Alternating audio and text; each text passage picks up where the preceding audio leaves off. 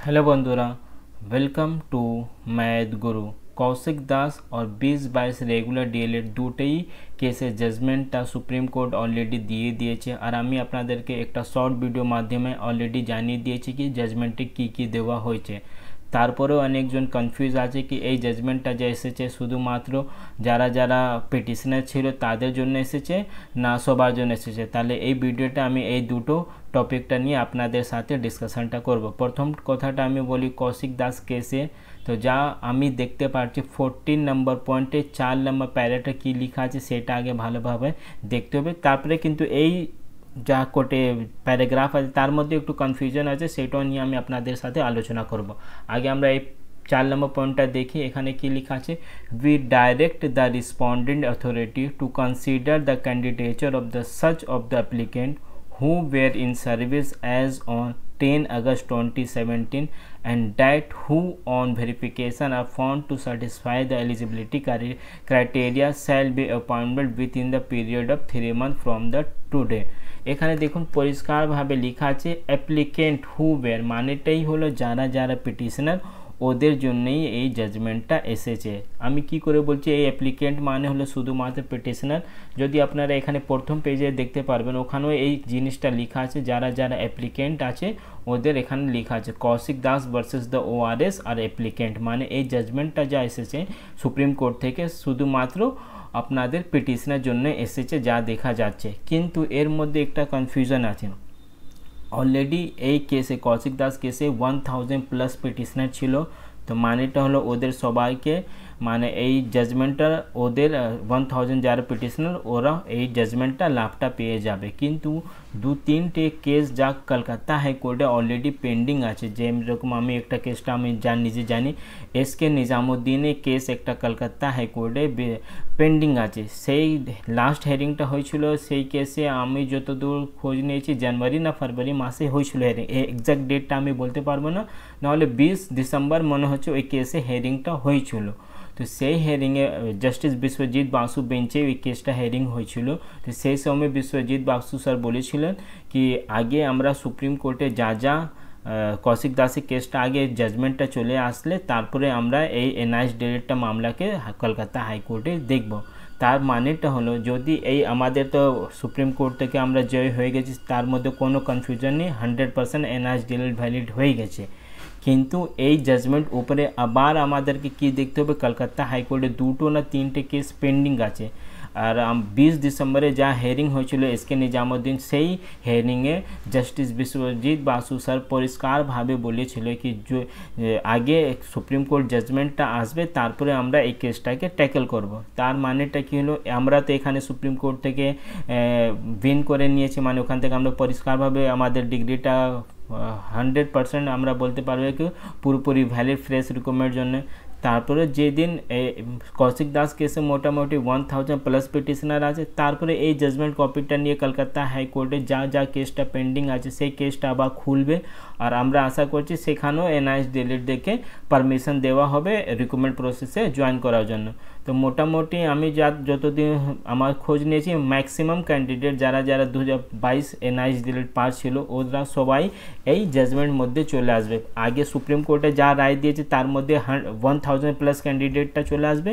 আর কলকাতা হাইকোর্টে যা যা কেসটা পেন্ডিং আছে, পেন্ডিং কেসটা জিনিসটা শুধুমাত্র এই জন্য ছিল কি আগে সুপ্রিম কোর্টে হিয়ারিংটা হোক তারপর কলকাতা হাইকোর্টে যা জাজমেন্টটা আসবে সেই জাজমেন্ট হিসাবে কলকাতা হাইকোর্টে নিজে জাজমেন্টটা দেবে। তো এসকে নিজামুদ্দিন হোক না হলে আপনার আর অনেক কেসটা ছিল, আমার মাথায় নামটা আসে না কি কি কেস নামটা ছিল, তো একটাই আমার মাথায় আসে পম্পা দাস বলে একটা কেস ছিল, সেই পুরোপুরি কেসটা এই কেসের উপরে এই জাজমেন্টটা ডিপেন্ড ছিল। তো যারা যারা এই সুপ্রিম কোর্টের ডাইরেক্ট পিটিশনার নেই, আমার যত জানা আছে, আর হতে পারো আমি ভুল বলছি, কিন্তু আমার যত জানা আছে যারা যারা এই কেসে পিটিশন ছিল ওরা তো বেনিফিট পাবেই পাবে। কিন্তু যা যা কেসটা কলকাতা হাইকোর্টে পেন্ডিং আছে শুধুমাত্র এই কেস জন্য, ওই কেসটা আবার খুলতে হবে যারা যারা পিটিশনার আছে ওদেরকে। আর 1-2টো হিয়ারিং মধ্যে কলকাতা হাইকোর্ট থেকে যারা যারা পিটিশনার আছে ওরাও সেই কেসে এই জাজমেন্টটা বেনিফিটটা পেয়ে যাবে, আমি আশা করছি এইটাই। যাই হোক, একটা হলো আপনাদের এনআইএস ডিরেক্ট কেসটা যা জাজমেন্টটা এসেছে শুধুমাত্র পিটিশনের জন্য এসেছে, কিন্তু কলকাতা হাইকোর্টে হেয়ারিংটা যা স্টপ করা হয়েছে এই কেসের উপর ডিপেন্ড করে।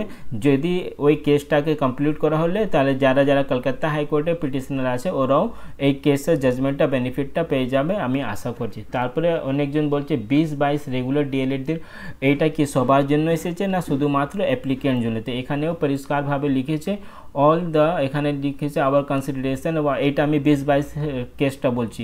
Hour consideration was confirm to the examine the legality and validity of the judgment and order pass by the division bench of the high court. All application for the implemented are dismissed as below. The applicant are permitted to avail, এখানেও লেখা আছে the applicant মানে হলো যারা যারা পিটিশনে ছিল ওদের জন্য 20-22 জাজমেন্টটা এসেছে। কিন্তু এখানে যদি বোর্ড চাইলে দুটোই কেসে বলছি আমি, আপনার এনআইএস ডিএলএড হোক নাহলে 20-22 রেগুলার ডিএলএড, বোর্ড চাইলে সবাইকে আপনার ইনভাইট করতে পারে ডকুমেন্ট ভেরিফিকেশন জন্য, আর না হলে অ্যাপয়েন্টমেন্ট যা রিমেনিং পোর্শনটা বাকি আছে সেটা পুরো করতে পারে। কিন্তু জাজমেন্টটা যা এসেছে দুটোই কেসে এনআইএস ডিএলএড হোক নাহলে 20-22 শুধুমাত্র অ্যাপ্লিকেন্ট জন্য মানে যারা যারা পিটিশনে ছিল ওদের জন্যই এসেছে। কিন্তু এনআইএস ডিএলএড মামলাটা কিন্তু সুপ্রিম কোর্টে যখন 20 ডিসেম্বরে আপনার কৌশিক দাস কেসটা যখন পেন্ডিং ছিল সেই সময় অনেক কেসটা কলকাতা হাইকোর্টে অলরেডি ফাইল করা হয়েছে।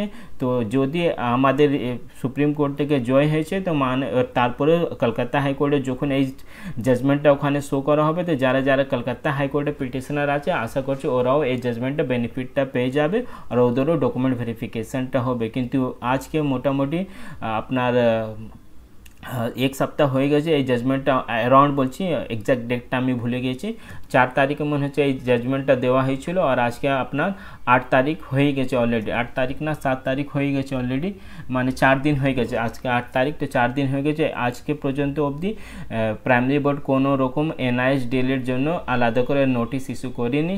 দেখছি আমরা 2-4 দিন আর ওয়েট করব, যদি প্রাইমারি বোর্ড নিজে কোনো স্টেপটা না নিলে আমরা বোর্ডে গিয়ে খোঁজ নেব কি আমাদের যা জাজমেন্টটা এসেছে সে নিয়ে প্রাইমারি বোর্ডটা কি ভাবছে। আর এর আগে কৌশিক দাসও একটা ভিডিও আপনাদেরকে অডিওটা আপলোড করেছে, সেই অডিওটা আমি ইউটিউবে চ্যানেলে দিয়ে দিয়েছি। আর উনি একটা মাগান টিউটোরিয়াল বলে একটা অন্য ইউটিউব চ্যানেল, সেখানেও উনি আপনাদেরকে জানিয়ে দিয়েছে আগে কি কি স্ট্র্যাটেজি হতে পারে। যদি বোর্ড আমাদেরকে অ্যালাউ করে দিলে কোনো প্রবলেম নেই, কিন্তু বোর্ড তারপরেও কিছু না কিছু আমাদের যদি প্রবলেম করলে তারপরে আমাদেরকে কন্টেম্প অফ কোর্ট কেসটাও ফাইল করতে হবে, সেটাও কৌশিক দাস জানিয়ে দিয়েছে। আর যখন কন্টেম্প অফ কোর্ট কেসটা ফাইল হবে শুধুমাত্র ওয়েস্ট বেঙ্গল প্রাইমারি বোর্ড জন্য হবে না, পুরোপুরি যত ডিআই চেয়ারম্যান আছে ওদের উপরে কন্টেম্প অফ কোর্টটা ফাইল করা হবে যদি ওরা আমাদেরকে অ্যালাউ না করে এই 2022 রিক্রুটমেন্ট প্রসেসে। যদি অ্যালাউ করে দিলে কোনো প্রবলেম নেই আমাদের, তাই জন্য আমাদের এই লড়াইটা চলতে কি আমরা কী করে 2022 রিক্রুটমেন্টে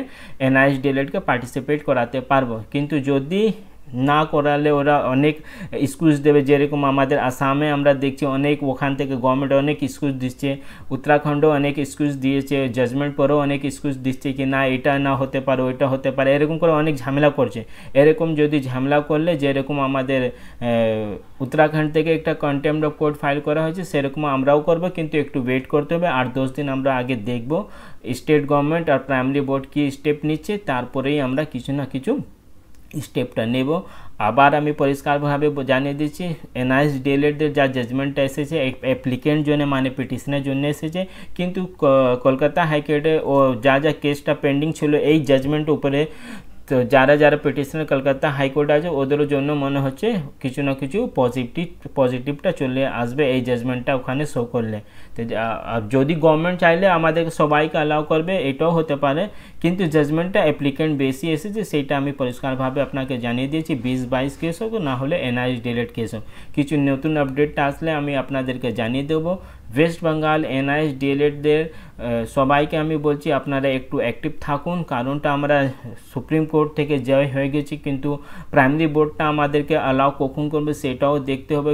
আপনাদের জানা আছে কত এখানে লংলামি আছে প্রাইমারি বোর্ডে, সেইটা সবাই জানে পরিষ্কারভাবে সবার সামনেই আছে, তাহলে একটু অ্যাক্টিভ হতে হবে। আর 8-10 দিনের মধ্যে যদি প্রাইমারি বোর্ড নিজে কিছু স্টেপটা না নিলে আগে আমাদেরকে ডিআই অফিস আর প্রাইমারি বোর্ডে গিয়ে খোঁজ নিতে হবে কি আমাদের জন্য West Bengal primary primary board কি ভাবছে আর গভর্নমেন্ট কি ভাবছে। যদি ঠিকঠাক ভাবলে কোনো প্রবলেম নেই, যদি আবার কিছু নতুন করে প্রবলেমটা ক্রিয়েট করলে সেইটাও আমাদেরকে দেখতে হবে। কিন্তু আশা করছি প্রাইমারি বোর্ড আমাদের যা জাজমেন্টটা এসেছে সেটাকে অ্যাকসেপ্ট করে আমাদেরকে উইদাউট এনি ফার্দার হার্ডেল আমাদেরকে ওরা অ্যালাউ করবে, এটাই আমি আশা করছি। কিছু নতুন আপডেট আসলে আমি আপনাদেরকে জানিয়ে দেবো। চ্যানেলে যদি আপনারা নতুন থাকলে চ্যানেলকে সাবস্ক্রাইব করুন। Thank you.